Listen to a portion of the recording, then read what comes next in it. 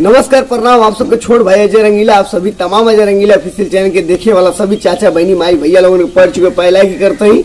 और आज हमार आ रहा बा बंगलिनिया के ऊपर बहुत ही धांसू गाना जो कि हमके लगेला कि अब तक के जितना गाना हम गईले ही उससे सबसे बढ़िया, सबसे अच्छा, सबसे बेस्ट सॉन्ग बा कि मत मार दिले बिया बंगलिनिया रे। ऐसे कोनो गाना तो पूरा सुने के मिली आप सबके 8 बजे।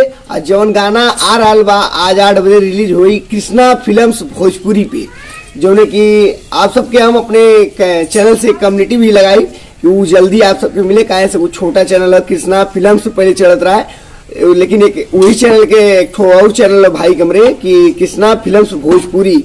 उनके कृष्णा फिल्म्स में उस चैनल के जोड़ल गई बा। उस चैनल पे जाके एक बार प्लीज मत मार दिले बिया बंगलिनिया अजय रंगीला के सबसे लेटेस्ट सॉन्ग आ रहा बा। बहुत ही धांसू, बहुत ही तगड़ा। तो हम कहानी भाई लोग के बता देवल जाए कि भाई थोड़ी सी मिले में परेशानी ना हो ढूंढे में आप सबके, लेकिन हाँ गाना बहुत एकदम चपन तपा भैया लोगन। तो प्लीज आप सबसे हाथ जोड़ो और विनती करो कि हमके लगेला कि गाना के बहुत प्यार आशीर्वाद मिल सकेला। कहे से करा जितना जनी डीजे वाला भाई लोग हवा जे भी हमके देखत हुआ प्लीज गाना के मत मार दिले बिया बंगलिनिया के एक बार डीजे सॉन्ग में बनावा, लगन में एकदम बजावा और तनी से अपने भाई के प्यार दो आशीर्वाद दो भैया। कोनो गाना से हो जाए कुछ, कहे से कि हमके लगेला कि नहीं कुछ कुल जितना गाना अब तक के गईले सबसे बढ़िया गाना ही हमके लगा था और बहुत अच्छा गाना बा। एक बार आप लोग जरूर सुनिए और हम आप सबके स्क्रीनशॉट में फोटो दिखौते बानी।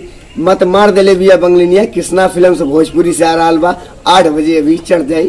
तो हमके आशा है पूर्ण विश्वास है कि आप सबके पसंद जरूर आई। देखिए जरूर भाई लोग, धन्यवाद।